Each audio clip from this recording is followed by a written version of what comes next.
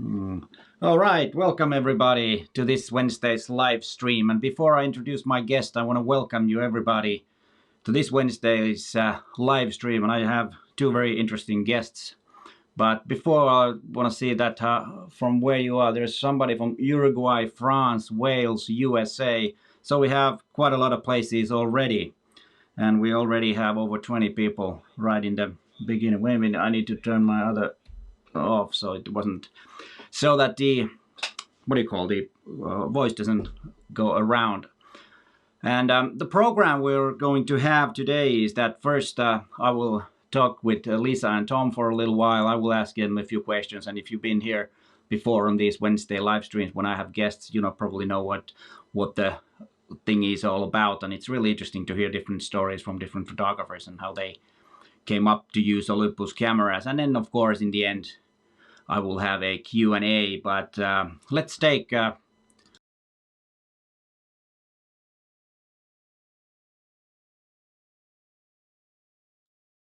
let's turn on there was something problem with the audio, like I said, but now it's on. Okay, let's start again. So how are you?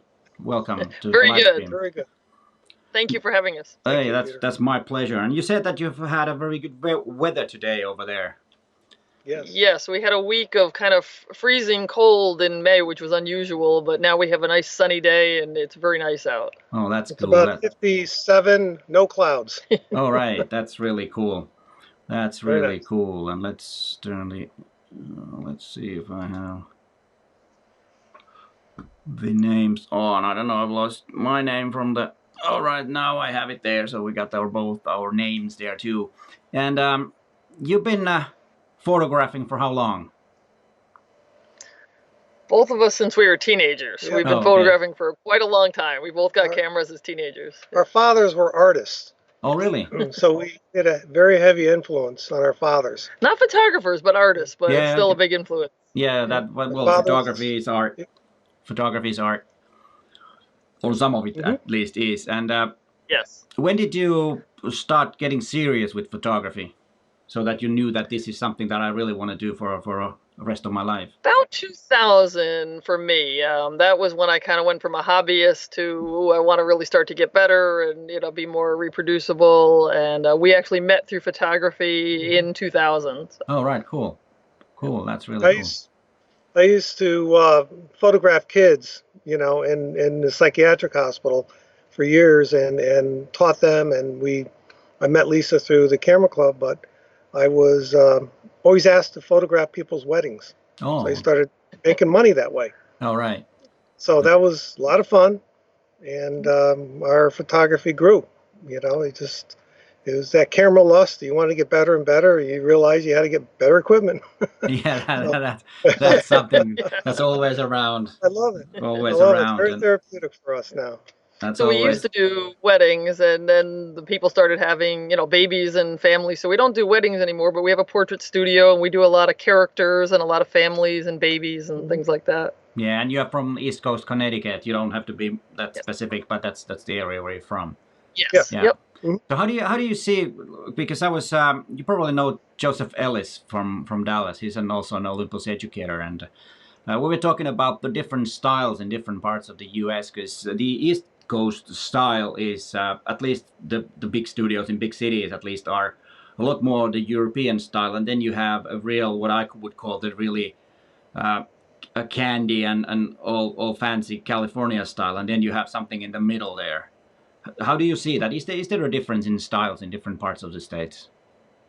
I think there is, but it's also individual. I think we bring to it a little bit of a mix, so we kind of are a little freestyle with some of it, and we kind of like the more candid approach. But sometimes you have to get down and be serious and be more formal about it. So I think ours is probably a mixture of both, but. We certainly do see that. New Englanders tend to be more conservative. You have to remember that those people that came over didn't decide to go west. So the people that went west were a little bit different personalities. Yeah, and it still shows. We're also between New York and Boston. Yeah. So you got the freewheeling style, very creative style of New York City, and the effects, and then you have the Boston, the big cities. So it's fun. It's fun to see all that activity. Oh yes, it is. I think it's a good thing. I'm saying that, but I know a little bit about New England because I was an exchange student in the 80s in New Hampshire. I lived a year there in the, so that's that area, Boston, and that area is in a way I know a little bit about it and been there like 3 or 4 times after that. So it's in a way it's something that I feel a bit familiar with, and I know about the New England way of living a bit. So that's really interesting. How do you approach when you have a client in your studio for a portrait? How do you approach? Do you do senior portraits or is it more general family photos and or something like that? We do a lot of kids and families, and we're very calm about it. When the kids first come in, nowadays every kid is born and they immediately are cheese because they have a cell phone in front of their face. So we don't even tell them to look at the camera when they first come in. We might even, for a kid, let them play for a half an hour, and we take pictures of them while they're playing. And the parents are kind of like, why aren't you asking them to look at the camera? And we don't. We want them just to get comfortable because they didn't come to us for cheese. They came to us to get that natural expression. So we might spend the first half an hour where we get no real pictures except maybe a silhouette with eyelashes or something. And then once they're comfortable, then we can start asking them to look at the camera. So we really take our time. Tom's very good with people that are not kids and getting them, because most photographers don't like to be on the other side of the camera, and a lot of people don't like to have their photograph taken. So he's really good at getting them to feel really comfortable, and he has a really cheesy sense of humor. So he's very good at telling very bad jokes. And then you can't help but get people to laugh, and then you get that nice, right after they laugh, you get that nice natural smile. So. Oh, that's really cool. So, sorry, go ahead, Tom. Well, I was just going to say, just to add to what Lisa's doing, we've worked hard at that end, but we like teaching so much that we're actually teaching photography, teaching people how to use the camera, how to have fun, and I think that's the cornerstone of what we're trying to accomplish right now. It's a lot of fun nowadays to be a photographer. Yeah.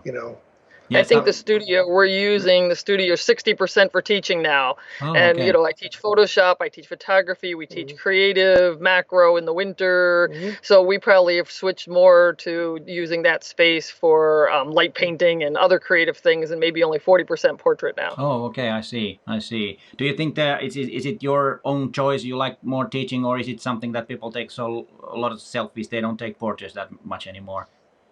I think we love teaching. We love to inspire. We love to see people like all of a sudden they get it, and we get excited to be able to teach them something. I think the people that come to us still value a family portrait. I mean, in 2008 we had an economic issue going on here, and I think at that point people started realizing that family dinners and family portraits are actually important to them. So the people that come to us, I think, know they're coming to us because the selfie wasn't enough. Yeah. In general, certainly that is an issue with portraiture. But I think we just love to teach. Yep. We really love it. Yeah, that's good because as a teacher you need that enthusiasm towards teaching and telling, and because sometimes it's really hard because some things they seem to be really simple, but then when you're trying to explain, let's say like the relationship between shutter speed and aperture and ISO, it's actually it's a simple thing, but it's actually quite hard to explain and teach. Right. Yep. And we're both very passionate. I think that comes across. A lot of people who go on workshops with us talk about that they might not be inspired or might not know how to get into something or might not know the technical end. And we're just like, oh my God, look at this. And then they get excited. Yeah. So our motto for our workshops is creativity is contagious, and we want to pass it on. It's that Albert Einstein quote. And I think that really embodies, what we try to do, because we're just as happy in a national park as we are in a junkyard. We like to photograph everything. Yeah, that's true, and let's go a bit back with the portraiture. You said that you want to start with making comfortable. How long sessions do you have if you use, let's say, half an hour with kids, which is actually quite smart to do, but so you make a long sessions or? So it depends on who it is, but for kids, we'll often go 2 hours if we need to. We want to get the family to say, that's the picture that I've never been able to get with my selfie, because as soon as my son or daughter sees me taking the picture, they stop. And so we're very patient with kids. Newborns, you have to wait for them to, sleep, and, they might need to, go to the bathroom and be fed. And so newborns can take a long time. But even kids, we want them to be comfortable. Families, we tend to get in to try to do quicker, because you have a whole different dynamics when it comes to families. So there we try to get in and be more efficient and make sure that we get the younger kids in the pictures first if we were going to do generations or something, and they're going to tire out. And then usually the men of the family are kind of get bored quickly and with a big family, portrait. So we're faster on families than we would be for kids and that kind of stuff. So it depends. We also do a lot of characters, Renaissance fair and characters, and those might go 2 hours because they bring 3 or 4 outfits in with them, and we have to change the background out, and they change their outfit maybe from a princess to a dragon. We do that. Yeah, that's a whole different thing. That's actually something that was a few years ago very popular here in Finland, that you do these kind of like fantasy portraits that you were somebody else, and I'm not really into that. I think for me the portrait should be about the person. Of course, if you have dreams and stuff, you want to be somebody else, of course, no problem. But I'm more into classical portraits than. What about, do you do anything outside the studio with portraits, like environmental portraits in outdoors, or do you do that at all? We do. We go to a lot of local places, the beaches. We have a train museum near us, and we do a lot of portrait sessions. We do teaching sessions at the train museum. So you can really have all that rust that we love, in addition to having a beautiful woman in a dress or having somebody in steampunk. So we do a lot of outdoor stuff as well. Families, oftentimes, are easier to do at a local park. You don't have the constraints of being inside. You can kind of have the kids run around a little bit first. So we like doing that. We haven't done business environmental portraits, but we would certainly like to do that. But we do, the business people usually don't want to take the time. So we usually bring our lighting to them, and they want to kind of get in and get out, and they don't want to take the time to be outside. But I admire the environmental portraits that I've seen from a business point of view. Yeah. And what about you're a couple doing the same thing. How do you separate your free time and your work? Or do you? We don't. We live and breathe photography. All right, it's all about that. That sounds really good, because I think photography is a lifestyle, at least for me. Even though my wife doesn't do photography, but anyways, I think it's a way of life. So. But what about the photo shoots? Which do you both shoot or how does it work? What kind of shoot? I mean, let's say you have a client in the studio. Is only one of you there, or are you both there, or how does that work?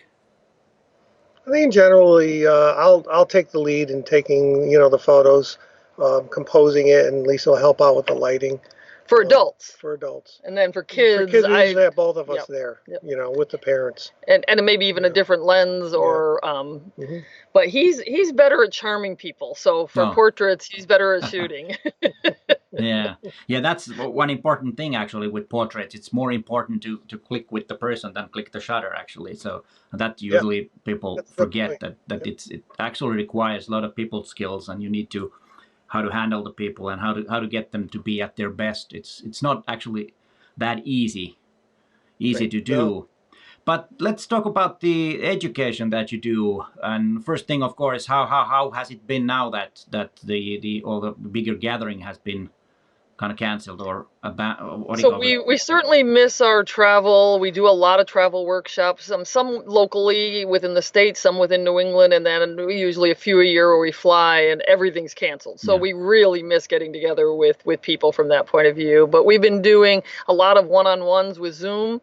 We can teach people, how to be able to, really work their camera. We've converted every horizontal surface in our house into a studio. So we have like light painting and water drops and flowers, and like the top of the dryer is, so we've been doing a lot of how to inspire people. What do you do when you're home? Yeah. And we converted it from kind of stuck at home to safe at home to, oh, we're an artist in residence. And that helped us a lot, and that mindset. So we've been doing a lot of Zooms one-on-one, and Tom will do like focus stacking with somebody and just sit down for an hour or two with them. And he has his cell phone on the camera and then the regular camera on him. So we've got both cameras going kind of at the same time so they can see when he touches the back of the camera, the menu, and all of that. That's really helpful. And actually, I was listening to a live stream where there are lots and lots of Olympus educators, and I heard that actually somebody was saying on that during that live stream that they have turned their whole house into a photographic place, and it was probably you who was talking. I didn't know who because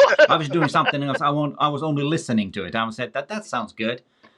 Yeah. So I'm glad it was you. Because I had no idea who it was. I just heard that because I had something else to do. So that was really interesting to do. So your whole home or the place where you live is a big studio now. Yes, every surface is taken up with stuff right now. It's good and bad, Yeah, it is. Yeah, that's true. And so when you do Zoom one-on-one, you have different subjects, or so you do anything that kind of like the client wants, because you've been doing photography for a long time, so you know yes. everything about all the different genres, and so that's really sounds really cool.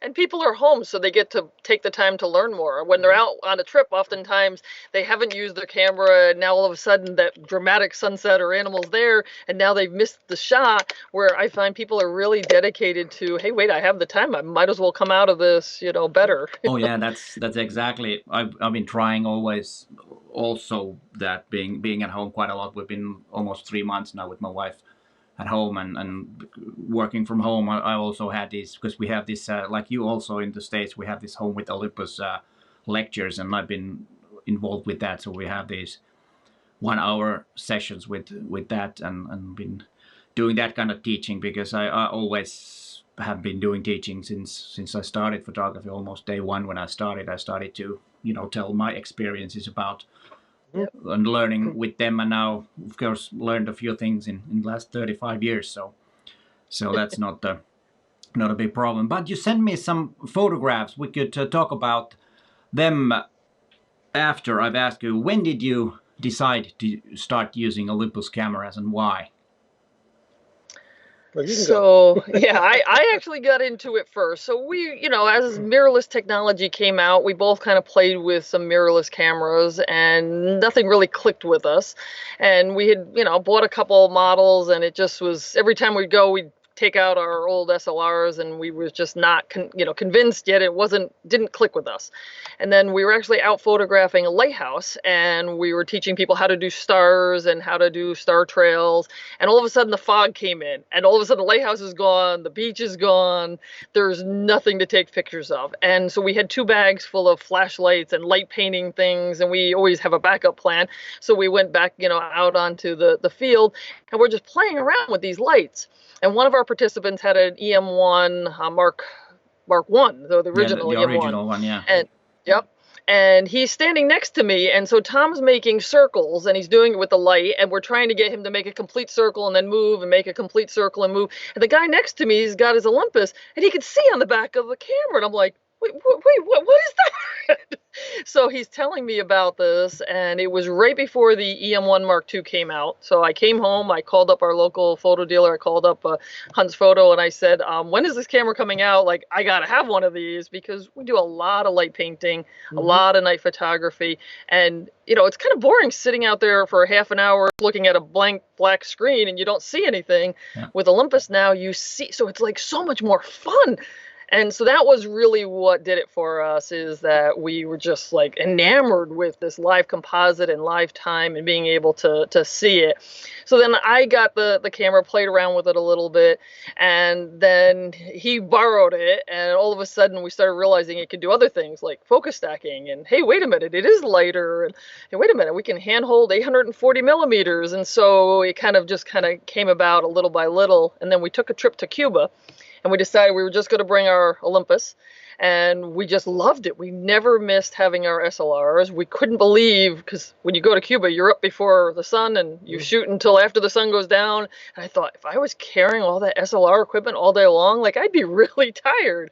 And the image stabilization blew my mind. That wasn't why I was drawn to Olympus, but now I cannot imagine a camera without, IBIS.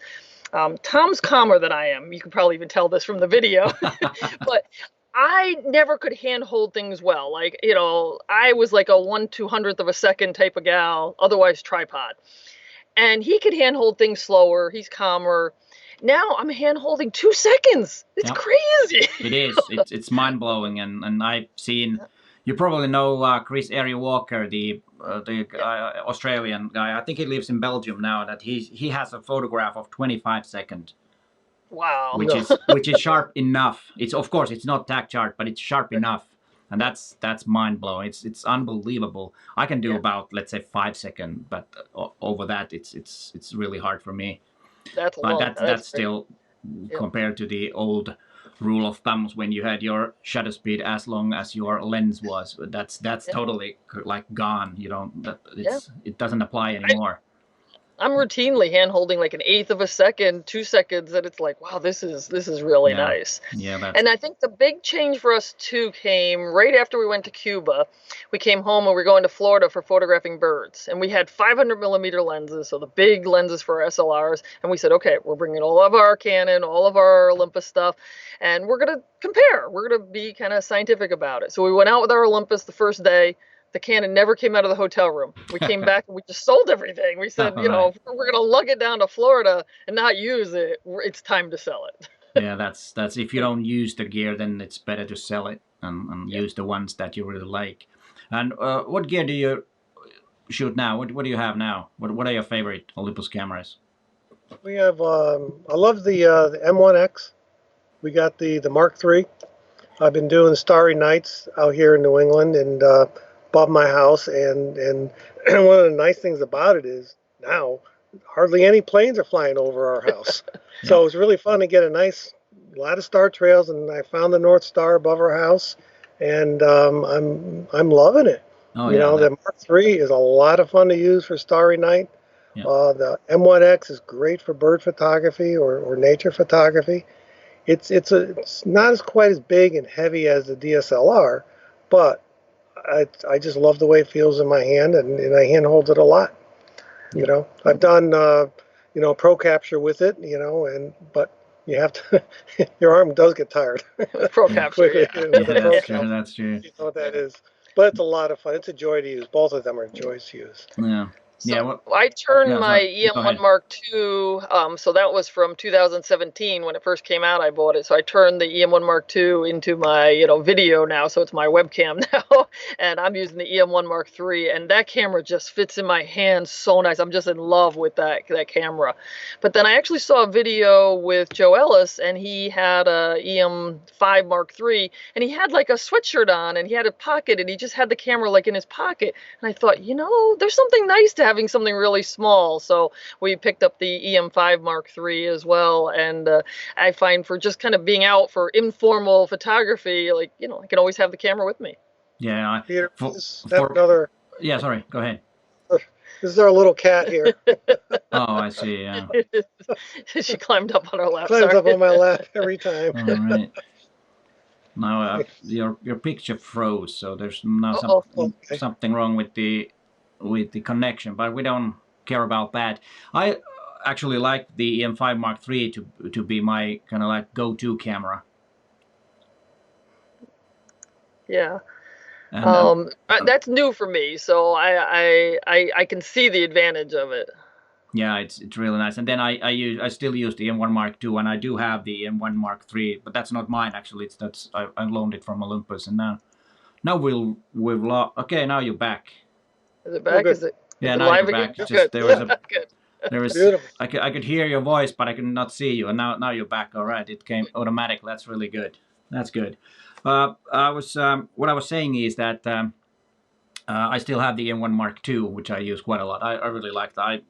It's my webcam right now, and then I occasionally use the M1 Mark III. The M1X is not a camera really for me because I don't really use big lenses and I don't do bird photography except occasionally. But it's something that I don't really like to use that much. It's a marvelous camera. The technology is astonishing, and only times that I've been using it is when I had these big portrait sessions with headshots in a bigger company when there are like 400 people photographing in 2 days. Then it's a really good one because you can handhold it really well, and with the joystick and everything is on those occasions it's really good. But otherwise, I really like the smaller size cameras. And what are your favorite lenses? What do you use for portraits and then? Well, my favorite lens in general is the 60 millimeter. That lens is really? so sweet for everything. I mean, we do a lot of nature and animals. I don't always use it on macro 1:1 mode. It's just nice for a close-up lens. So if I had to pick one lens overall, it'd be that lens. But it's not necessarily the lens we use the most, but it's my favorite lens. All right. Yeah. The 12 to 40 is kind of a staple, and then Tom likes some of the primes. I like the 45, the 2.0. That's great, and the 40 to 150 for portraits. Okay, it's really nice, sweet. Yeah, you use the 40 to 150 for portraits too. That's interesting. Yeah. So you have a better control. You can zoom, and that's really cool. But he also uses the 17 for portraits because he likes getting really close to people. So he'll do things where he'll have somebody at a Renaissance fair. They've got the sword over their head, and he goes in really tight and gets these really unique compositions with the 17, which I would never do. I don't want to be like, he has a different rapport with people. That's a certain style, and I think it's actually a good way to go really close with the close up, with the close up, the wide angle lens. That's really those are really cool images. But let's see if we can figure out how to show the images. Let's see. Do we have here? Yeah, we have the tractor with the star trail, and it says that it's 75 frames in 31 minutes. And what lens did you have? Your 7 to 14 millimeter lens of 16. So it's a 25-second exposure. You do quite a lot of these, and then you line paint the foreground, right? Yes, we love light painting and having something interesting, not just having the stars up there. So that was actually taken out in the Palouse, and we had gotten permission to be on a farm at night. And so we light paint, and then we bring 2 cameras with us so that we can leave one to go for a longer period of time, and we can walk around and do Milky Way or do something else with the other camera. So Tom actually, I think, light painted the tractor there. And it's nice to be able to just see at the back of the camera, so immediately when the tractor is well lit, and then you just let the stars and the new light just keeps coming in, and there's no work once you get back home. That's true. I'm finding that people said to Tom and I the past year, well, you're taking a lot more pictures, and I thought, seems like we're taking the same amount, but because they're done, you don't have to assemble them. They get, shown more frequently, and it looks like we're taking a lot more rather than, I have 300 frames in my computer and I have to process it. That's true. I had once, I've been doing light painting and star trails quite a lot too, and there was an Earth hour, and every street light was on, and I went downtown Helsinki to photograph the cathedral, and the North Star is just about right in the center of there. Oh, that's nice. And I was it was for like 45 minutes was gone, and then there was some guy came in and started looking at my camera, and then he peeked into the camera with the white cap. Guess what happened? Oh, it ruined the image. Then I thought it would have been good if I had the individual images, because I've got to cut those out, but it was ruined on that time. But otherwise, it's really, these are really cool, and I really like the way that the foreground is painted. It's not just the stars; you have something there too, and which is really something else. And then there is this old junk yard where a lot of cars. There are 3 trucks and a green van over there, and then some star trails. And these are really cool looking images and a lot of work. How long did it take to? 14 minutes it says here. Probably about 14, 15 minutes. This is a good example of how well the live composite works, and how easy it is. You get a lot of exercise if you run around like I like to do, but it was probably a good 150, 200 feet from one end to the other end. Oh, okay. And I had to run over. I didn't have to run. I just started the camera, walked over to the very last car, light painted the car, came back to the camera, and then checked my work. I didn't like what I saw, went back to the last car again, light painted some more, came back, checked it, and then I went on to the next car, and so forth. Got to the very end, and I realized the very first car was not light painted well enough, so I hit that a little bit more. Yeah. All the while, I was just checking my work, and meanwhile the stars continued to shine, and I got the star trails. So to me it's a good example of why live composite works very well, and what makes photography with Olympus so much more fun to do night photography and more productive. If he had a camera that you couldn't see the back, he would have turned it off and then realized he didn't have enough light on it, and he would have had to do the whole thing again. Exactly. So I find we're much more productive with it. Yeah. Did you have a different color gels on your light, or where does those colors come from? That was just basically the white balance that I chose in the camera, and then the post-processing may change a little bit. Oh, okay. Yes. So it was really interesting, that particular junkyard that we were at. We asked the owner permission, and she said, yeah, my son is actually living on the premises right now. He's living in a trailer and back, so yes, we'll give you permission to be there at night. So he came by to check on us a couple times during the night, and every time he came by, he was a little bit more toasted. And he then asked Tom, what are you doing? And Tom was light painting a car. So he's standing at Tom's camera, and Tom goes over and light paints one of the headlights, and of course it shows up on the back of the camera, and he goes, whoa. And then Tom light paints the other headlight, and he goes, whoa. And I thought that would have been like the perfect commercial for live composite, because he was just blown away, because you don't normally see it as you're painting it. You have to wait till the end. Exactly. Now let's look at the next image, and this one is the sunflowers and a beautiful sky in the back, and this one was also light painted. How did you do this? Because you probably couldn't be able to walk in among the flowers, or did you? So we did ask permission. So we had been photographing a truck on their property. Tom had stopped and asked the farmer if we could photograph a truck. And he said, by the way, we have sunflowers. And so we photographed the sunflowers during the day with their permission. And then Tom asked, can we come back at night and light paint? And he said they said yes. And it was a husband and wife farmer, and they had dogs. And so by the time we were going to get back, it was going to be about 11 o'clock at night. And I said, Tom, they said we could come back at night, but that's pretty late. I said, let's not. I don't want to be disrespectful.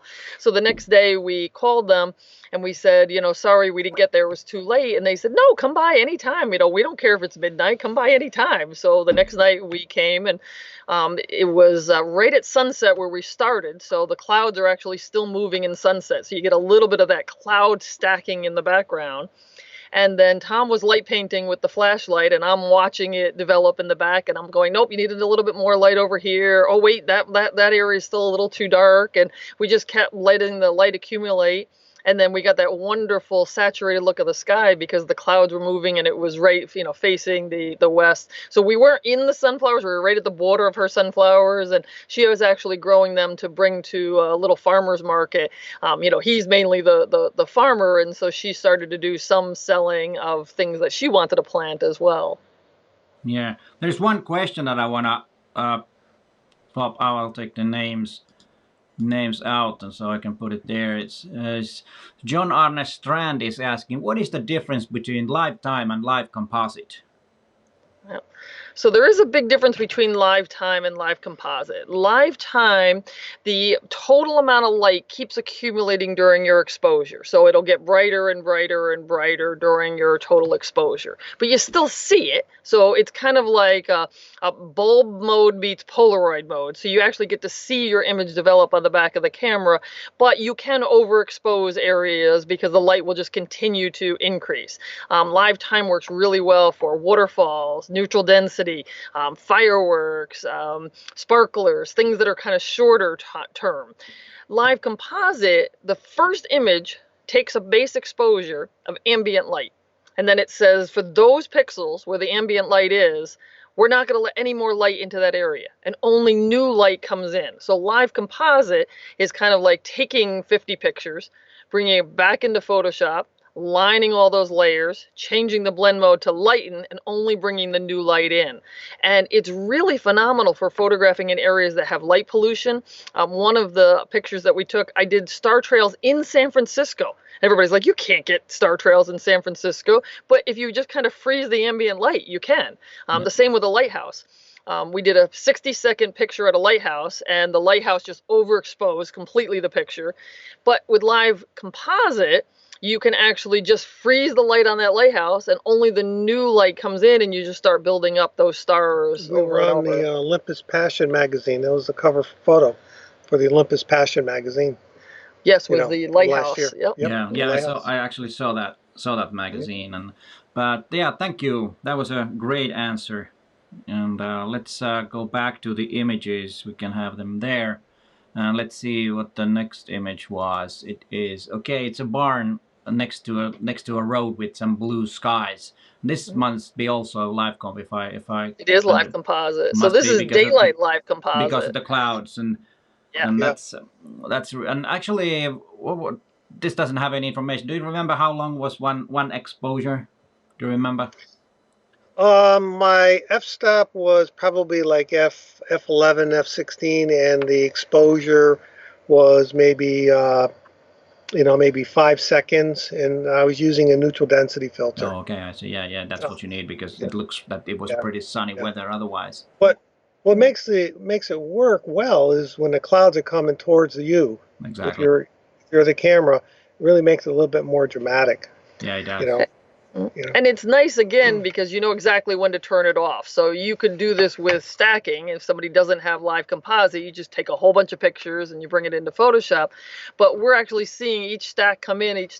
So if all of a sudden, like, you get clouds and it's too much, you know just to turn it off at that point because you see it. So again, back to like the Polaroid days, you know when it's developed. You know exactly when to stop. So anytime we see like blue sky and some fast moving clouds, we're like, oh, we got to do some daylight live composite. Yeah, that's just so cool that you can do during the daytime too. These wouldn't be possible with any camera actually to do this.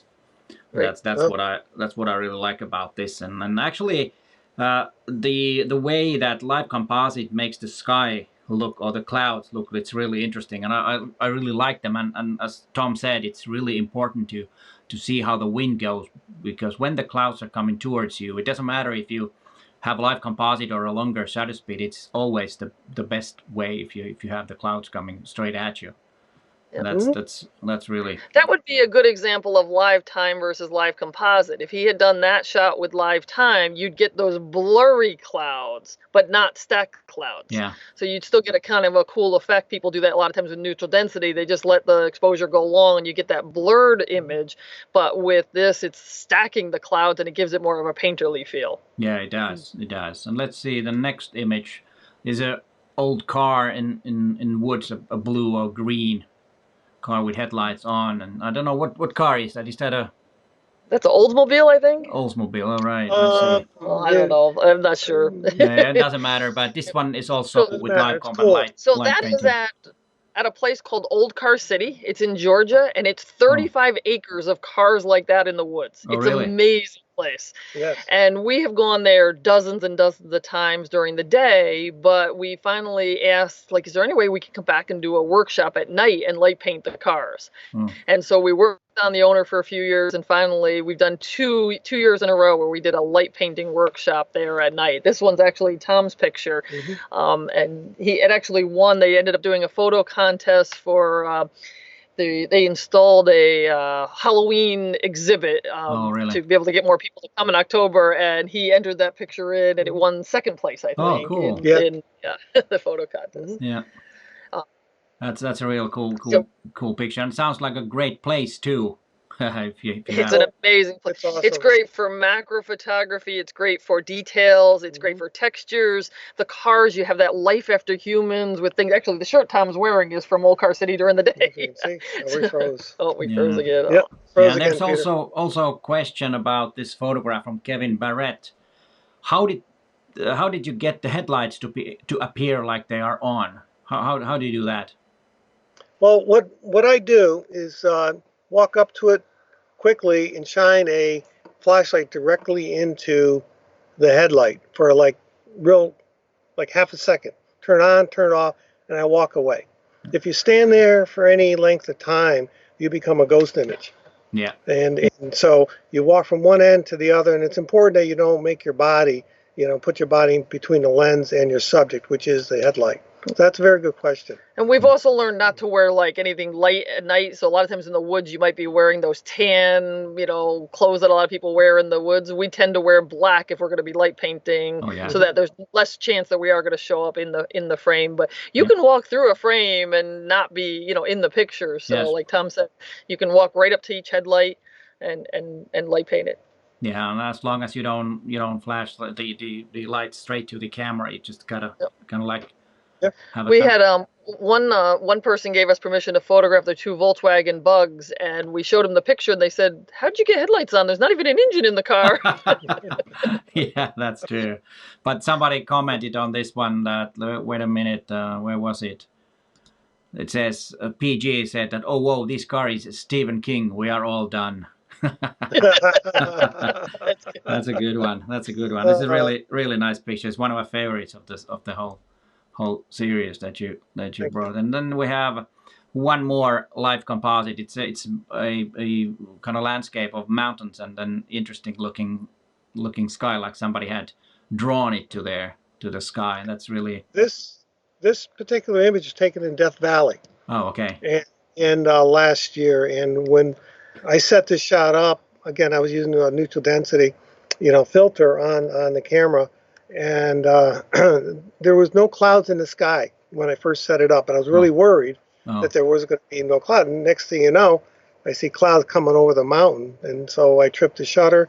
There was just enough water there to make it really nice, a cool composition, and the rest is history. But I love the way the clouds appeared with the live composite look, and it's different.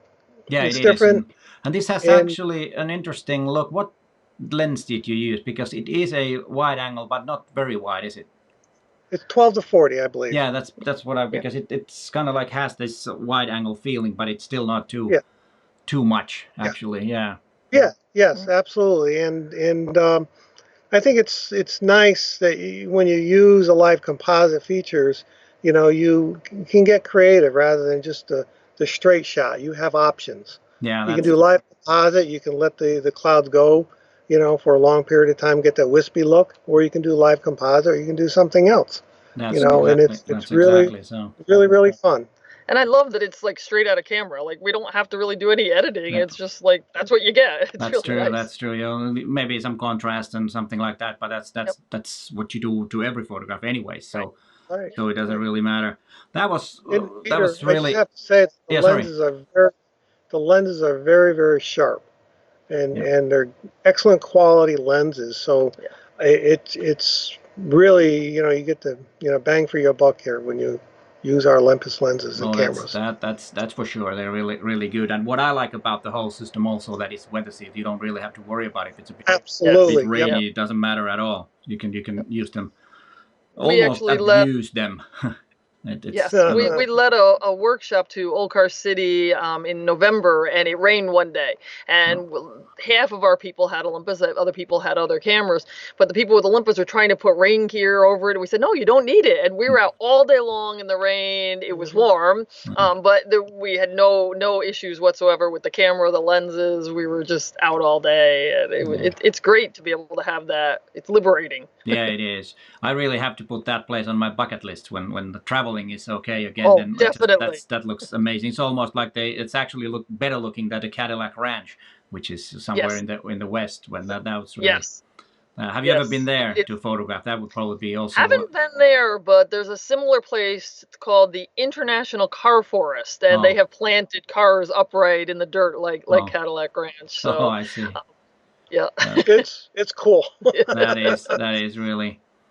Let's see. There was one question from Alan Frafney that do you use any pro lenses? And I think you already mentioned a few few lenses, but you I probably. think almost all the lenses we use are pro lenses. Yep. I think the fact that they're water sealed and we don't have to worry, we can really be out in the rain.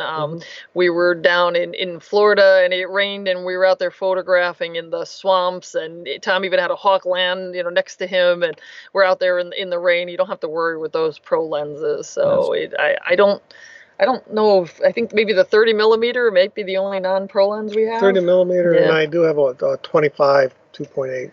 Yeah. Or one. Yeah. I'm sorry.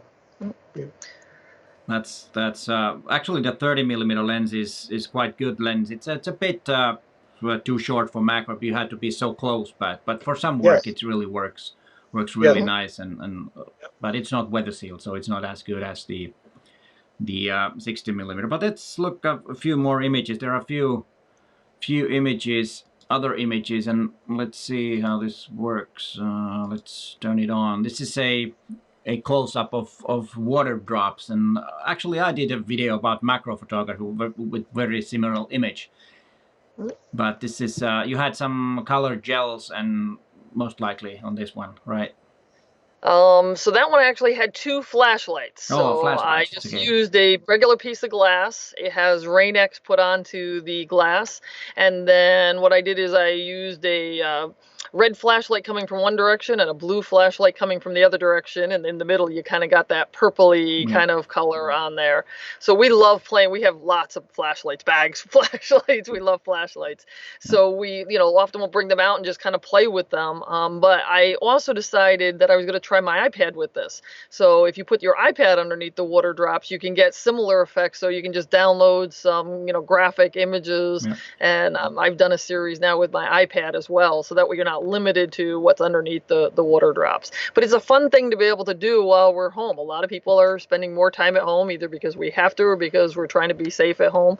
And I mentioned earlier, we just said we're going to use this as our artist in residence period. And so all these things, you never have time to kind of bring this stuff out and try oil and water, or try water drops, or try glycerin, or we even photographed lots of toilet paper. It's like we just had fun. We said we're going to light paint some toilet paper, and we did a whole series on toilet paper. Yeah, that must have been fun to do. And yeah, actually the having the iPad and some different photographs, some different abstract colors underneath, you can get really cool images. And as long as you need to have the iPad a bit away from the surface, because otherwise you can see the mesh in the if you use it for.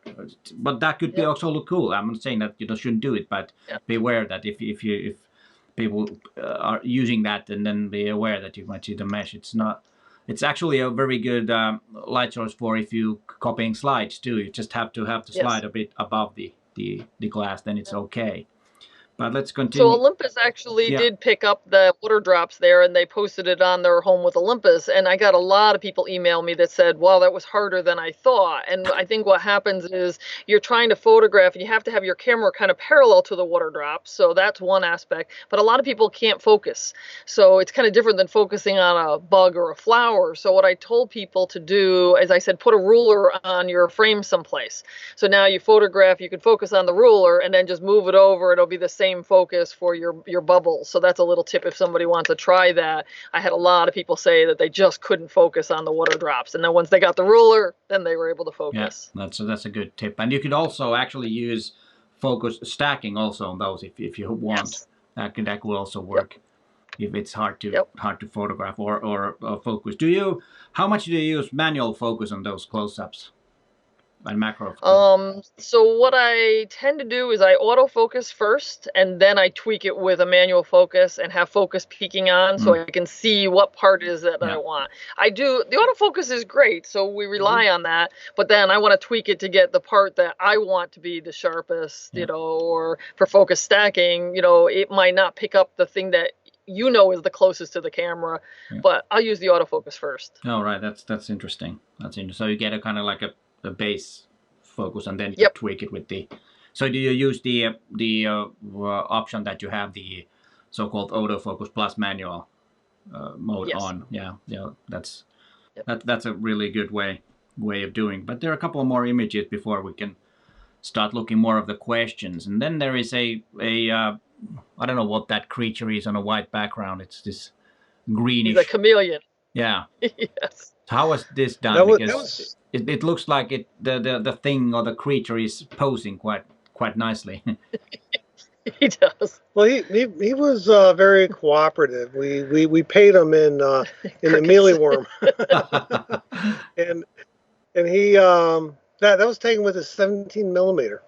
Oh, And I got up really close. We wanted to show the 17 millimeter in my hand in the picture as well as the actual reptile. But the 17 millimeter worked perfectly for this shot.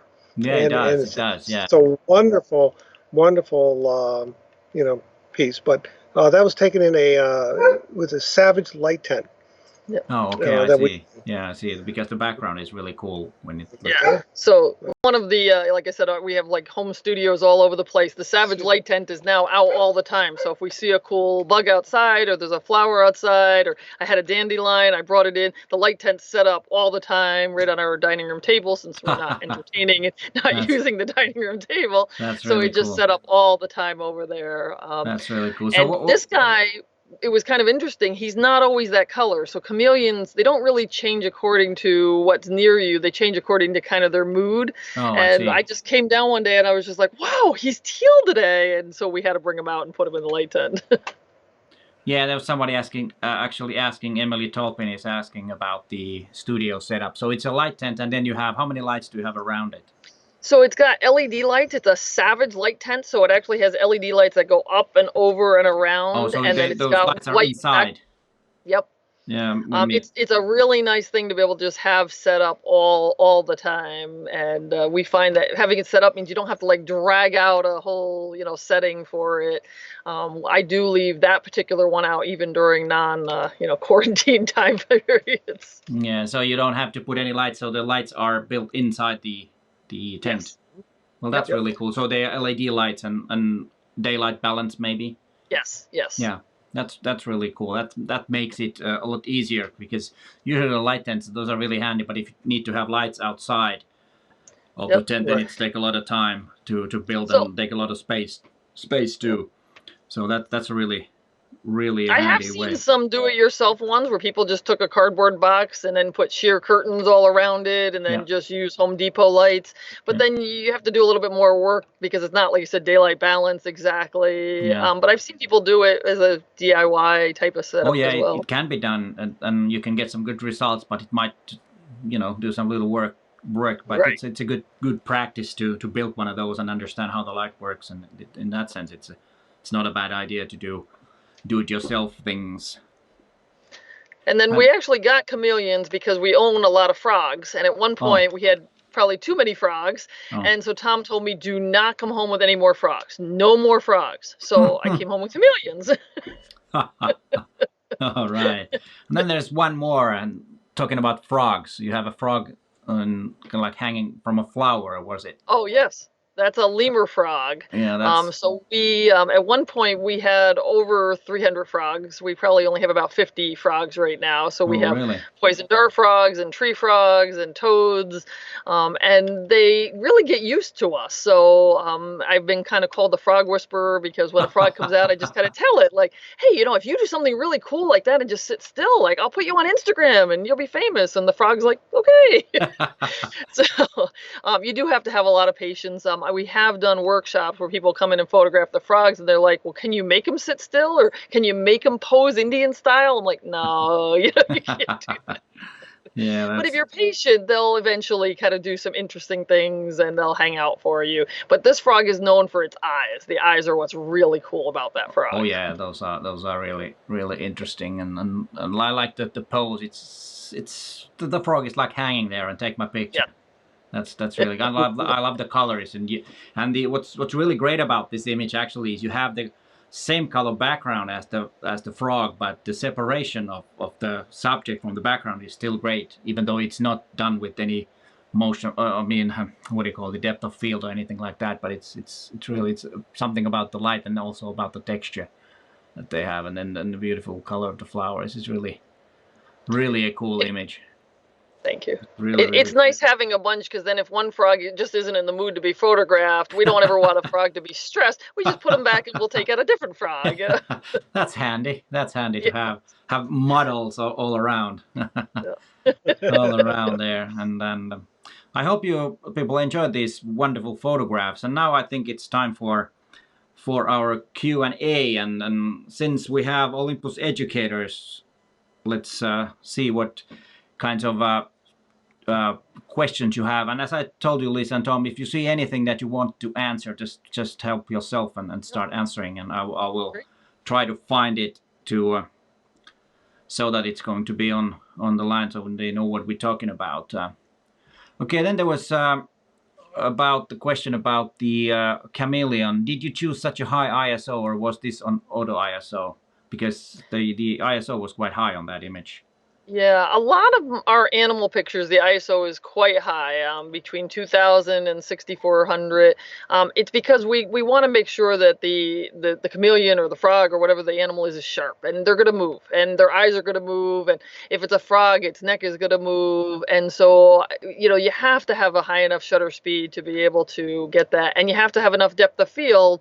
So your exposure triangle, if your shutter speed has to be high and your depth of field has to be, small to get that depth of field, then your only choice is to bring your ISO up. A lot of people comment on that, but we just make sure that we're always shooting to the right. Yep. So there's a whole, technology or, philosophy of shooting to the right. If you shoot to the right, there's really no noise. Very rarely do we have to do any noise reduction. Yeah. Some of the one-on-ones we do, people will send us pictures and they'll say, look how much noise is, but they're 2 stops underexposed. Exactly. Well, yeah, if you are, then that's actually one of those great features that Olympus has. I don't know if you use the blinkies or the flash colors, or the flag colors, that you can actually have the red warning if it's overexposed, and then you can actually make the image exposed right on the edge of overexposing, and then you have the maximum amount of images, and then you bring it down in a post a stop or maybe a stop and a half, and the noise is almost invisible after that. Exactly. And that's actually always my what people say, that you can get to stop better results with full frame, but if you have a mirror camera with the old DSLR, you're not able to expose correctly. To be honest, you have to kind of like be just on the safe side and underexpose a bit, and then that will introduce some noise. So that's also a very good advantage of Olympus cameras. And let's see what else. And then that background also was a white background, which a lot of times will fool your meter too. So you have to really push it to the right, because just like snow, it'll kind of turn out gray, and then you're going to be noisy. But don't be afraid of those high ISOs. When I do street photography, when we're at 5,000 ISO, where we're at Renaissance fairs, we're oftentimes up in that 4,000 or 5,000. And as long as you're to the right, we very rarely see noise. And very rarely have to do much noise reduction. Yeah, and I think it was about noise also. I think it was Joseph Ellis who said, when he was on a guest on my live show, he said that if people start first asking about noise in your images, then your image is no good if they see the noise first. Exactly. And I think that was well said.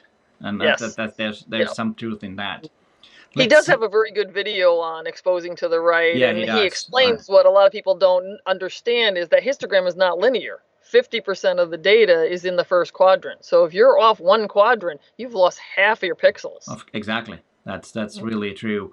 And then there is Range Writer is asking about extension tube versus reverse lens adapter. Do you use extension tubes, or do you ever reverse your lens? Yeah, we use I don't mind using the extension tubes. I don't own the reverse lens. So I used to use the reverse lens on my SLR, but it's a lot of work and it's hard to do. It's not for the faint of heart, I would say. Versus an extension tube, you just put it on. We also will use, Tom really uses extension tubes even more than I do, but if I'm using it, I've probably got some cool little bug, and I'll have the extension tube, and sometimes I'll even put one of those Raynox, close-ups on the front of it as well, so you can get like 8x, 10x, you can really get very big life size on it, but he uses it on his 40 to 150 even, just to be able to get closer and really have that beautiful bokeh in the background. So he uses it not just on a macro lens, but also on his bigger lenses. Yeah. Do you have the 300 millimeter f4 lens? Yes. Have you used and that? Have you used that 300. for macro? Because it actually Yes. can focus pretty close. And I know a lot of butterfly photographs I've taken with that, because you can be farther away, but you can still get the butterfly to fill the frame. Yep. The advantage of the 300 is its natural minimum focusing distance is pretty close. Yeah. Anyway. And if so you put an include extender, an extension tube, yeah, you cut that distance in half, and because it's such a sharp, fast lens, you have an excellent quality piece of glass, and the bokeh is beautiful on it. It is, yes. Yeah, it is. And what I like using the 300, if you want to, if you go outside in the light rain, the 300 is a perfect lens for it, because it's got that long lens hood. And if you want to put a polarizer on, you can leave it on there, just turn it, the way you want, and then use the extension tubes on it, and voila, you got a beautiful, system that you can walk around and not have to worry about anything. Exactly, exactly. Get it real close. Yeah, and then there was, let's take that comment away. Rick Bear was asking that only the eyes of the frog were in sharp focus with a slight blurring of everything else. It draws your eyes to the frog's eyes, which is okay, clever. How do they get such fine depth control in macro? So yeah, a lot of times with moving subjects, it's hard to get the whole frog still. We do a lot of focus stacking with flowers and with preserved insects and still life. But for a moving frog, occasionally the frog will sit still long enough that I can do focus stacking. But in general, I have to kind of pick, and I'll just make sure, just like a person, an animal, you always got to have the focus on the eyes. So we have that small little focus point right set on the animal's eyes. And it is something that then the rest of the animal just kind of, disappears. Macro is actually really hard to get a whole subject in focus. To be able to get, an entire frog in focus, nose to tail is really difficult to be able to do. Even if you went down to f/22, oftentimes you can't do that. That's exactly. So I'll prefer to just say, engage with the eyes, just like we would on a baby or a person. Yeah, that's the way to do it. The eyes are the things with animals also. So to get the eyes sharp, it's really good. Let's see if they've got any. Okay, then there was one question from Bernard Bruno. It says, okay, but why f/14 instead of f/8, for example, for the chameleon? Is that a... We were really close with this. So he was using the 17 millimeter. Yeah, so we were really close. And we were really close to it, and we really wanted. And even at f/14, if you notice, the very, very tip of the tail is not tack sharp. So even at f/14, I don't mind it because it kind of blurs off nicely and kind of brings you into the white background. But if you looked at it, the tip of the tail, even at f/14, is not sharp. So if you went to f/8, you'd have even less of it be in focus. So depth of field is, part of it to taste. There's some beautiful things done at 1.2 and 2.8.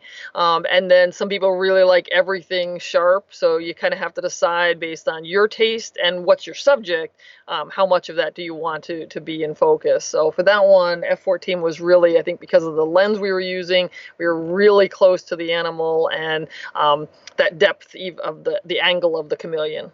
Yeah, that's a good answer. And actually, what's really funny about when we're talking about really shallow depth of field is it's kind of like a thing now, which is because I remember like 20 years ago nobody was talking about bokeh, for example. It's I don't know where that word came from, but it's from the digital age anyways. And if we look at the old masters, they actually they wanted to have a lot of depth of field because they wanted to everything to be.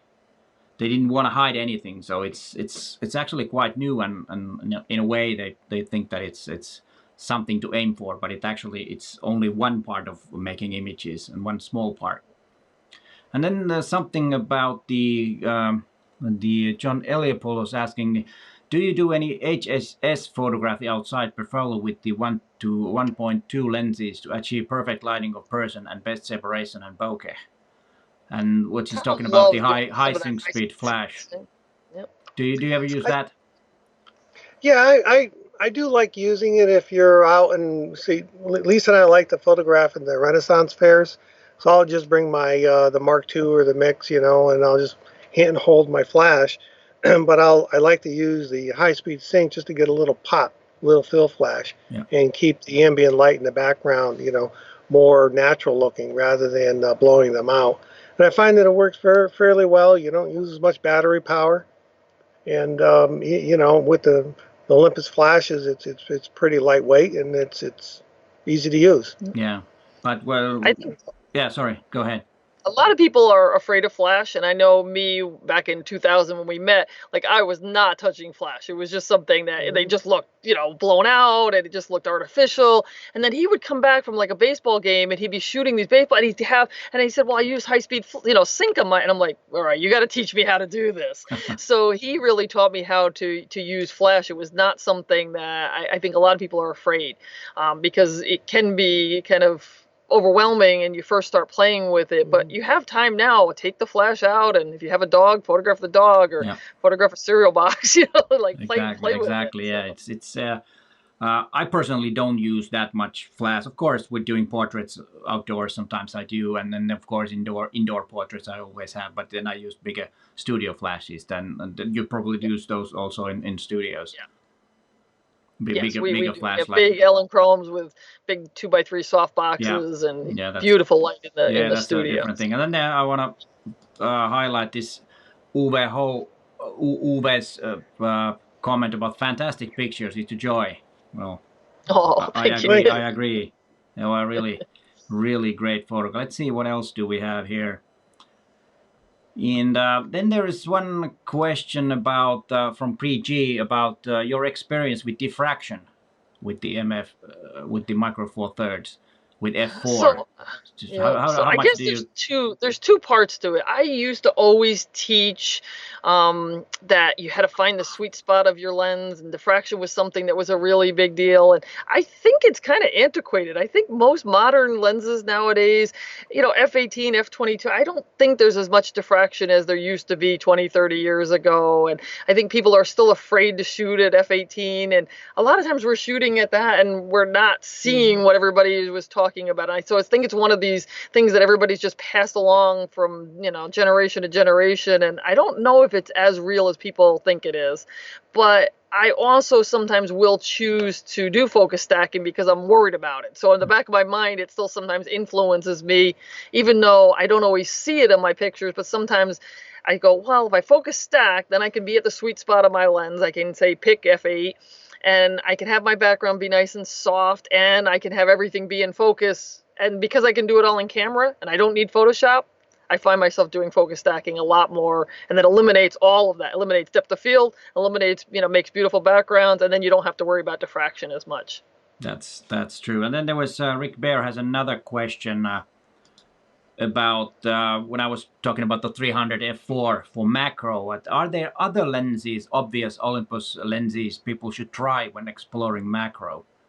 Without any, are there any other lenses that you could just use macro as it is? Yeah. You can use the macro of the 45 to f2. Yeah. You can focus pretty close. The 17 you can get very, very close. Yeah. So we're actually talking not 60. Really macro. We're talking close up to be right. Close up. Yeah. Not true macro. Not true macro. Yep. Yeah.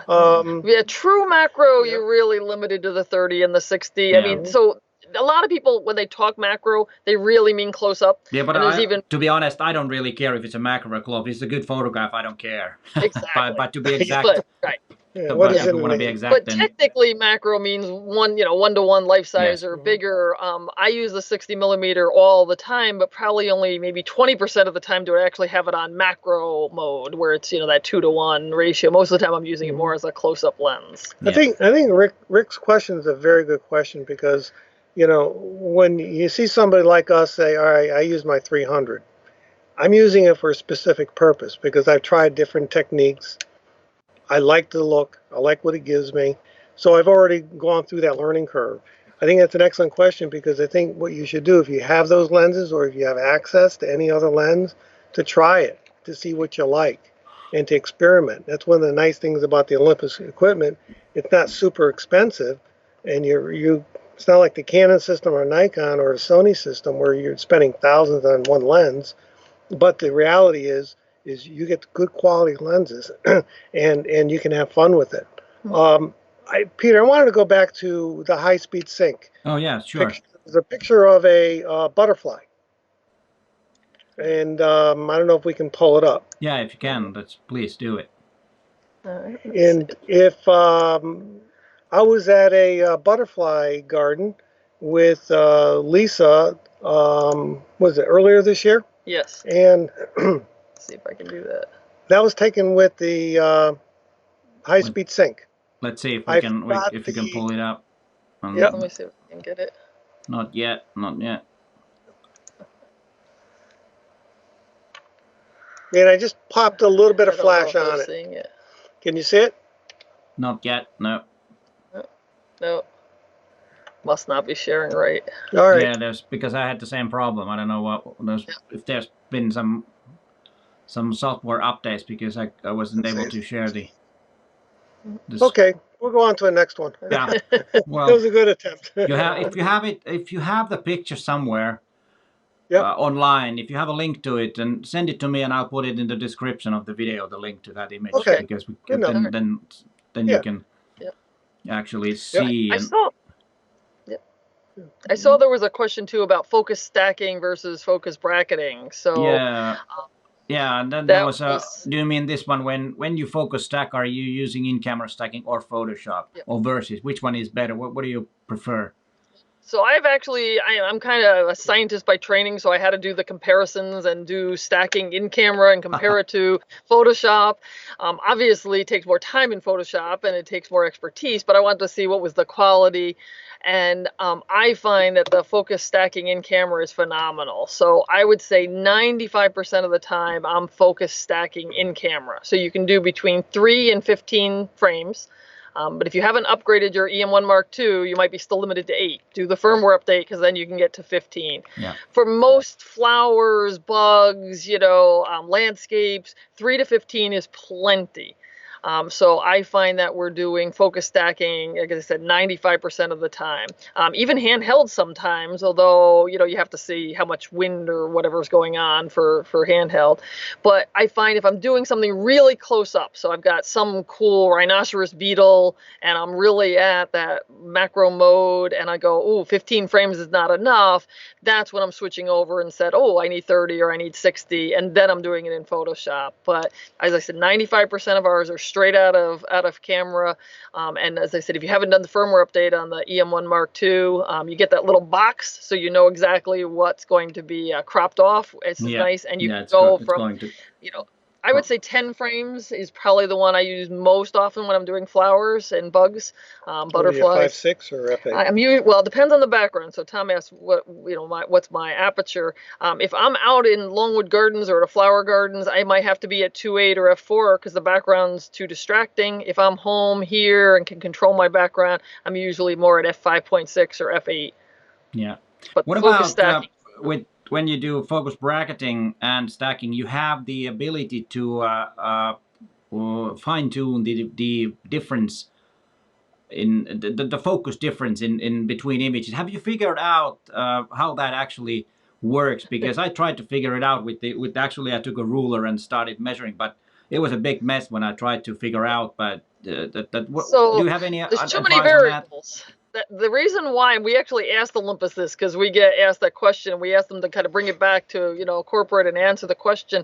And there's too many variables. So the focus differential makes a difference of what lens you're using, what aperture you're using, how close you are to your subject, and your aperture. So you can't always say that the differential of 4 is going to be perfect, because it depends on how, far away or near you are to your subject. I find that most of the time when I've got a really small subject, that a differential of 3 or 4 is going to be pretty good at the apertures I'm using, which is between 2.8 and f8. Okay. If I'm outside doing landscape, I have to practice. I have to play a little bit more to be able to get that exactly right. So it's something I was trying to figure out, because we get asked that question quite a bit, is, like aperture you can define, shutter speed you can define, that focus differential, there's too many variables. Yeah, did you say that you use the focus stacking also with landscape photography?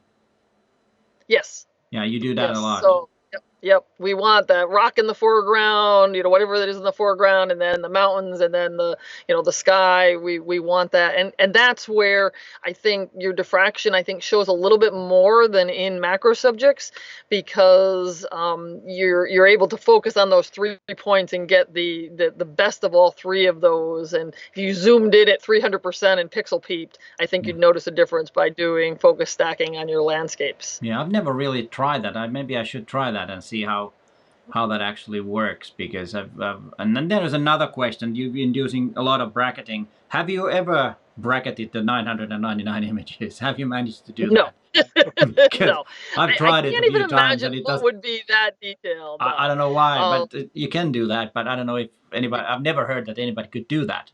I've tried to ask Olympus, but they never really. I've even seen people that put a microscope lens on, so they adapt a microscope lens to put on their Olympus, and they've not been able to get past like 300-400. You know, so even at that, you have to think of, millimeter by millimeter. Like how many millimeters would you go through to be able to photograph a bug? I don't see how you would be able to get to 999 now. Yeah, that's true. And then there was also something about whoops, that one there. Ken Rene is saying about the 40 to 150 millimeters worked well with macro also, and as Tom said, I think he uses that for close-ups too. You use the extension tubes then with that lens. I do. Yeah, I do. How what size do you use? Because there are different sizes. How many millimeters of the extension do you use? I think generally I like to use a 16. Okay. Yeah. Because it's nice. It's intermediary. I can get up close, but I can also pull back. And if I have to get up too close to something, with the larger one, I think it's a 20. Is it 20 millimeter? It makes it, it makes it harder to move in on your subject and compose it the way you want. Oh, I see. Yeah. So I like that flexibility. Oh, okay. I see. Now, extension tubes, also are one of those things that people have a lot of trouble with when they first put it on. So they come home, they buy these, wonderful set of 2 or 3 extension tubes. They immediately put on all 3, and then they try to focus. It doesn't work. No, I know. Yeah. So you really need to, be on a tripod for you when you were learning. You can use it handheld once you get experience, but put it on a tripod. Get yourself focused first. Then put 1 extension tube on, learn where the focus is, and then you have to move closer. Then put a second one on. Don't just immediately put all 3 or 2 on and then try to handhold. You're just going to put them back in the box or back in the closet, and you're not going to use them. Yeah. Do you ever use focus rails that you focus with the rail, or how do you move your camera? Because that's on our SLR we use focus rails all the time, but I really haven't had a lot of need on the Olympus because it moves it for you. So when we do a lot of focus stacking workshops and we bring out all our focus rails, and it ends up being the non-Olympus people use the focus rails and the Olympus people don't, just because it does all that for you now. So you don't really have to worry about that. But if I'm outside and I'm using a tripod, I'll use it because I don't want to keep moving my tripod around. So I'm using it basically as a way to just get my camera a little closer or a little bit further away without having to move my tripod that I've finally gotten stable in the garden. Or maybe you're at a garden that you're not really allowed to be like in the flower bed. And so the focus rail gives you a few more inches. So I will sometimes use it outside, but I'm not really using it that way as a focus rail as much as just a way to get my camera closer. Oh, okay. Okay, yeah, I see. And then there was some question which I also get sometimes, quite a few, is Frank Cosmanos asking, when focus stacking, what is your start point focus? The manual does not do a good job describing this. Well, what are your instructions to Frank? Yep. So always I start, and this I did even with my SLR when I had to kind of do the stacking more in software, but I always start at the thing that is closest to you. Now it will make a little bit of a difference if you're focus stacking versus focus bracketing. When you're focus stacking, whatever you focus on that's closest to the camera, it actually takes 1 picture that's even a little bit closer, just in case you didn't get it all.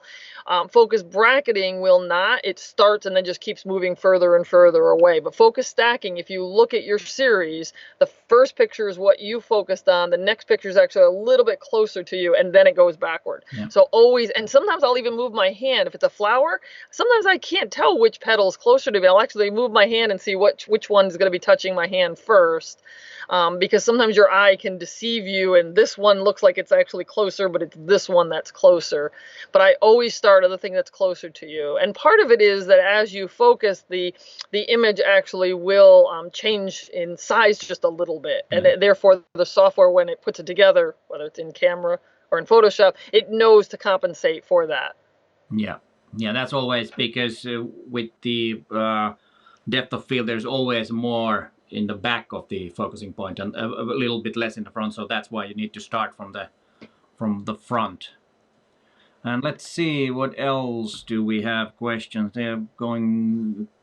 This is going to be a macro lesson, I guess, because a lot of people are asking about the macro. Like David Crook says that everybody's doing macro, and I agree because I haven't done macro for many years, but now during this lockdown and this being at home, I've been experimenting with macro also quite a bit, and actually I have a lot of macro. I even have a bellows, which is for OM series film cameras, and I have adapters and some lenses, and that's really exciting to have the bellows.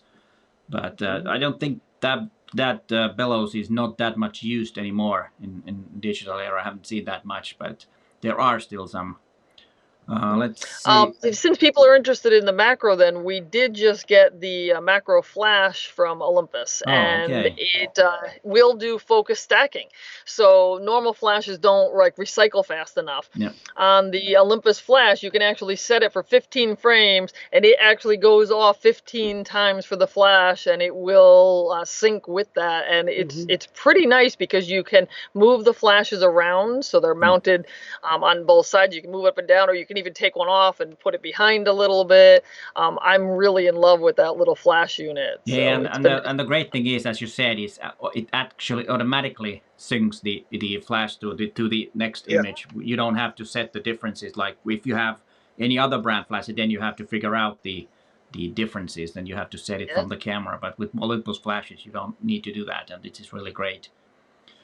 Great too. And what about there are not too many questions, and well, Emily Talpin is asking which flash, the twin flash you probably mean, the STF8, right? Twin flash. Yeah, it's not actually a ring flash, like that's another option also, but Olympus has this twin flash, which is quite good also. And you do quite a lot of, as you said, the line painting stuff, and that's mainly done during at night. But what about the landscape? So are you the ones that really wake up early and stay up late to get all the best light, and then you sleep during the day? Yes, absolutely. Yeah. So I wanted to bring up one thing though with light painting. With Olympus, because you have live composite, we're actually light painting in the middle of the day. Our house isn't really bright, so I just kind of go into my dining room or into my laundry room, and I just put it on 1 second, and I'm light painting during the day, and it just takes that ambient light into effect, and I'm actually even light painting during the day inside, not outside, obviously. But yeah, we do a lot of landscape. We go out to Death Valley. We go out to the Palouse. We love to be able to definitely, it's all about the light. Like, we could be really hungry and like, hey, it's time for dinner. And then that light comes in and we're like, sorry, dinner's delayed. And so it's definitely, and we will sometimes, like, oh, it's 11 o'clock. Let's go back and take a nap in the middle of the day so that we can get to that good light in the evening, and then the stars in the evening. We definitely are dictated by the seasons, what's blooming, what birds are around, and then the light, definitely. That sounds, I'm a bit jealous because you can do that. When I travel with my wife, I don't have that luxury, even though she likes to, photograph. She used to photograph quite a lot. Maybe I should give her a camera and then we could photograph together, so we'd get more we time have friends that have bought their spouses' cameras for that reason. During the trip, because it's always, when you're traveling with somebody, you kind of like to have the compromise. You just can't do, you can't be at the right place at the right time always. So that's I don't think we could be as intense if we weren't married to each other as photographers. We're pretty intense about it. That makes it easier.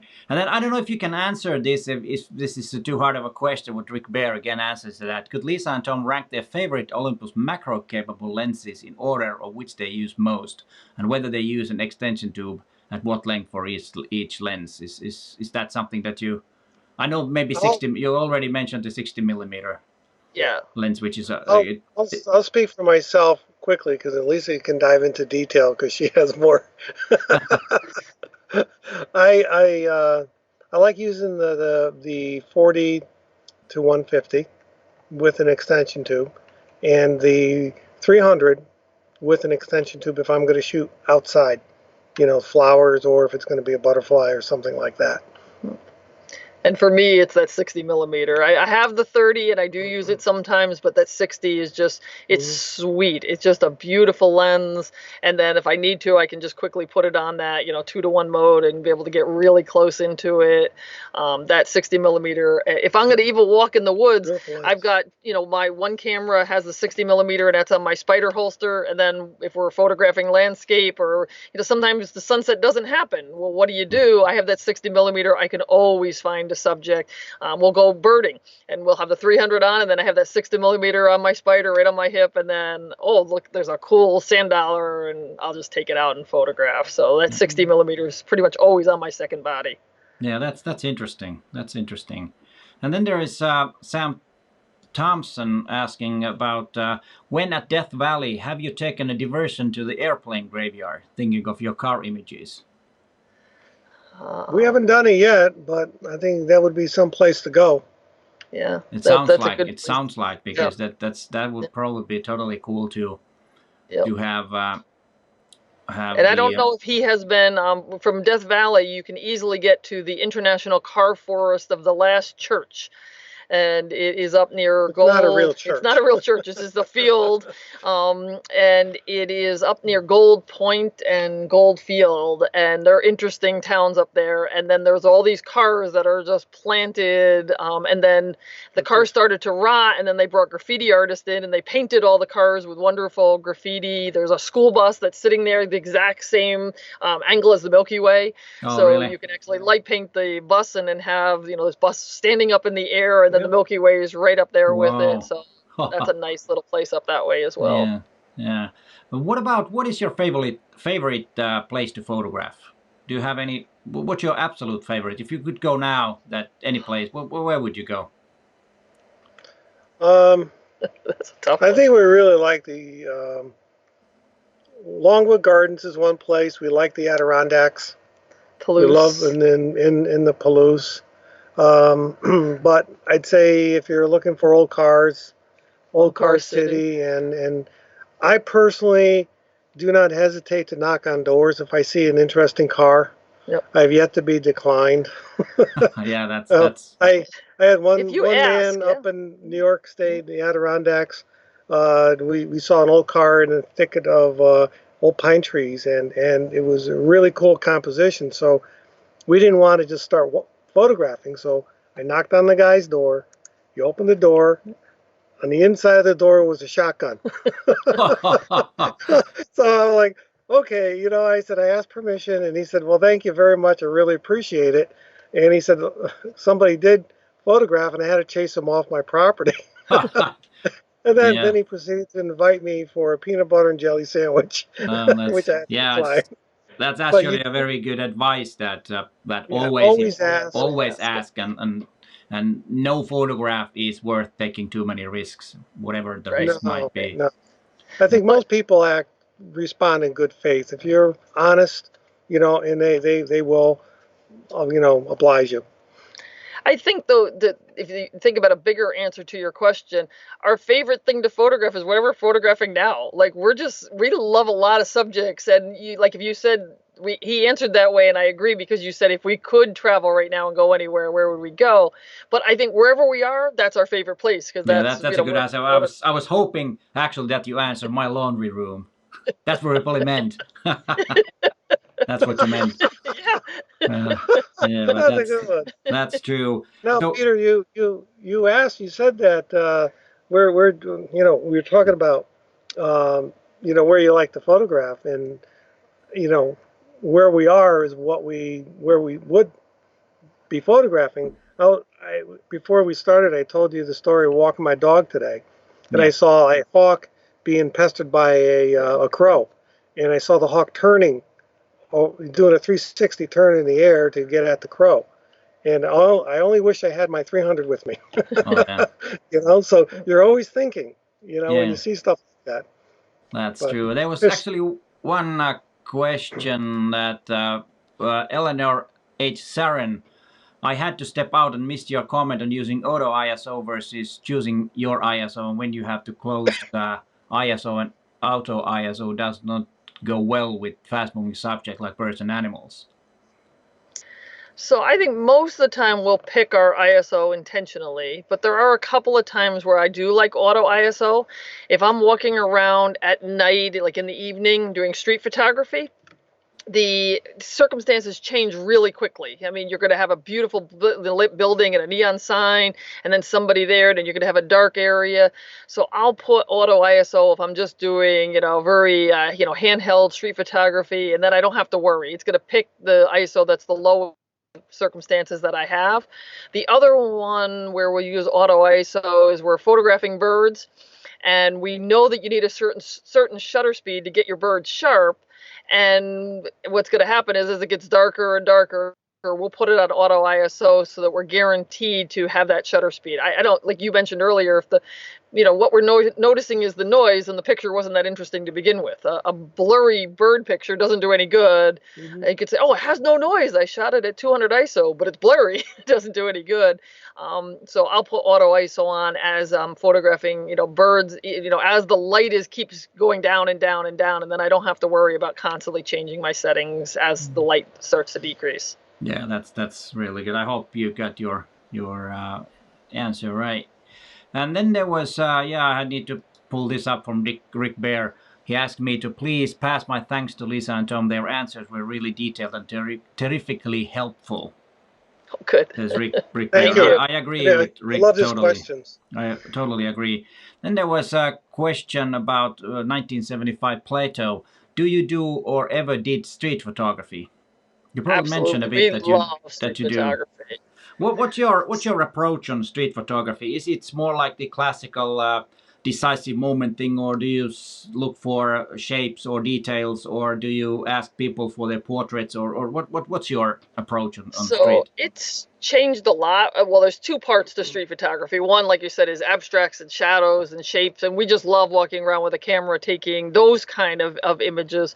But I think our approach to street photography for people has changed drastically over the years. I used to be what I call the photo voyeuristic approach, meaning long lens, don't let them know I'm taking their picture, don't interact with them.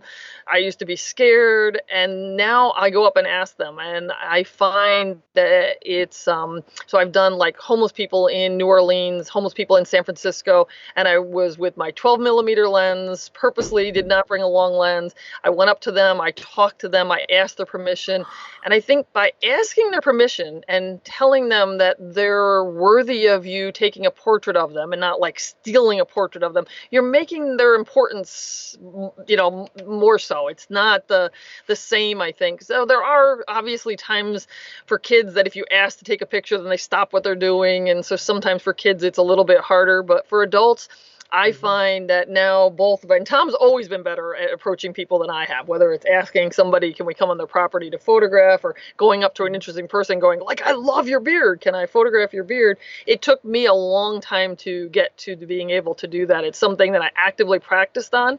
What I did was something called the 100th Stranger Project. I went to Atlanta, and I was there for a non-photography thing, but I brought my camera with me. And I actually just went to the Atlanta Botanical Gardens, and I brought my camera, and I forced myself to ask 100 people if I could take their picture. How many pictures did you get? How many pictures did you get?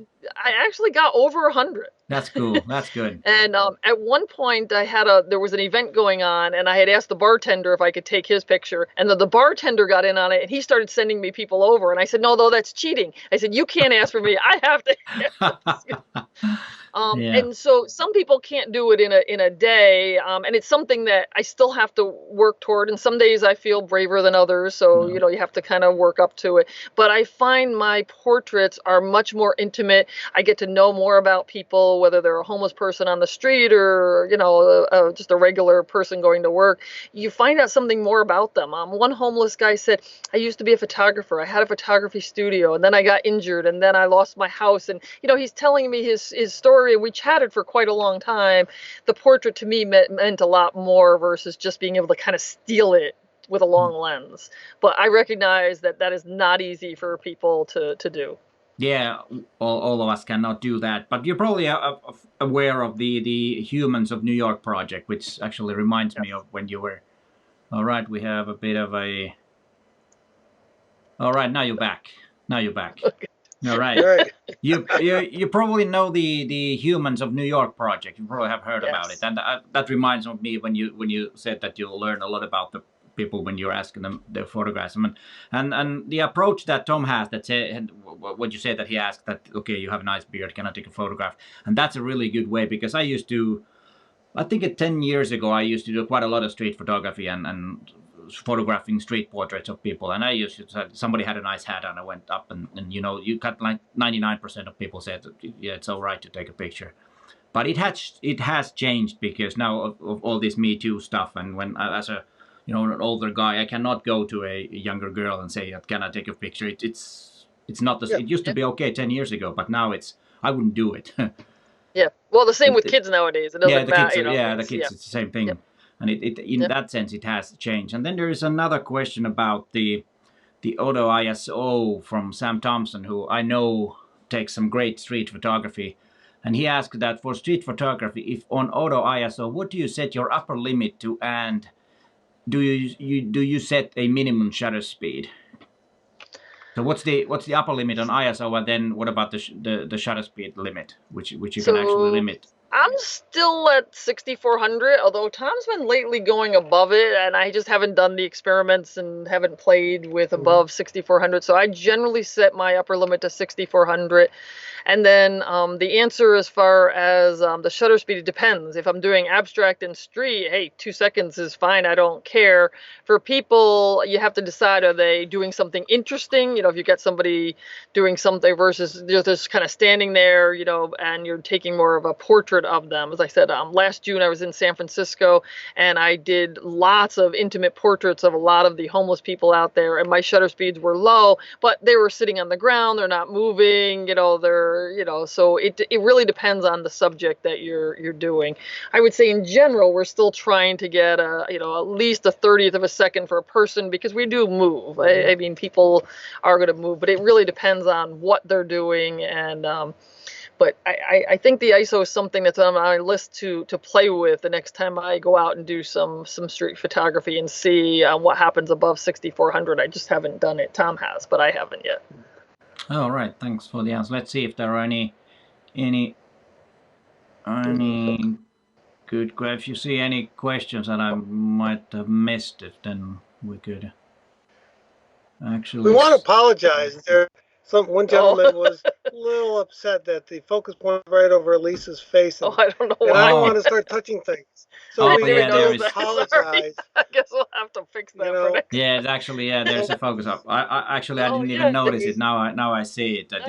Thank you, because we'll make sure. Frank, we apologize. Sorry. Here, I'll stand over here. Yeah, it's no problem. It's actually sometimes it shows there.